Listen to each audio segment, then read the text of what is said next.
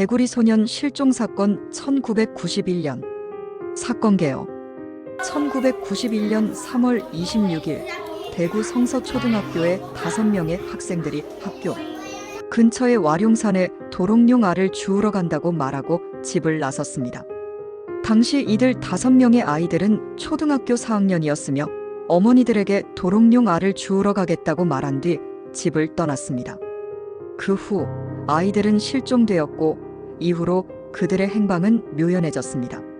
실종 후 수사. 아이들의 실종 직후 경찰과 수색대는 대구 일대에서 광범위한 수색을 벌였지만 아이들의 흔적을 찾을 수 없었습니다. 그동안 여러 가지 추측과 소문이 무성했지만 실종된 아이들의 행방은 계속해서 밝혀지지 않았습니다. 유골 발견. 2002년 7월 실종된 지 약 11년 만에 와룡산에서 유골이 발견되었습니다. 그러나 유골이 5명의 아이들 것이라는 확증은 바로 나오지 않았습니다.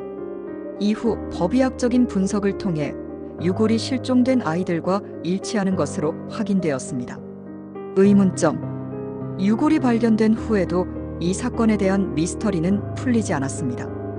유골을 분석한 결과 아이들은 동일한 시점에 사망한 것으로 보였지만 사망 원인에 대한 구체적인 증거는 발견되지 않았습니다.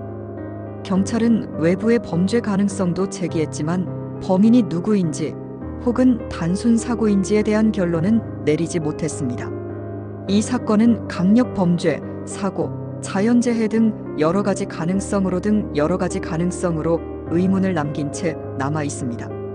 결론. 결국 개구리 소년 실종 사건은 오늘날까지도 미제 사건으로 남아 있습니다. 많은 사람들은 범인이 있을 가능성을 제기하지만 범인을 특정할 수 있는 증거는 부족한 상황입니다. 또한 유골 발견 당시까지의 시간 차이로 인해 사건의 진실을 밝히기 위한 중요한 증거가 많이 사라졌습니다. 사건의 영향과 사회적 반응. 이 사건은 대한민국 사회에서 큰 충격을 주었고 특히 부모와 어린이들 사이에서 강한 불안감을 불러일으켰습니다. 사건이 해결되지 않음에 따라 유사한 사건들이 발생할 때마다 사람들은 그 당시의 사건을 떠올리며 불안감을 느끼곤 했습니다. 이 사건이 미해결로 남은 이유. 증거 부족 유골은 발견되었지만 사망 원인에 대한 명확한 증거는 부족했습니다.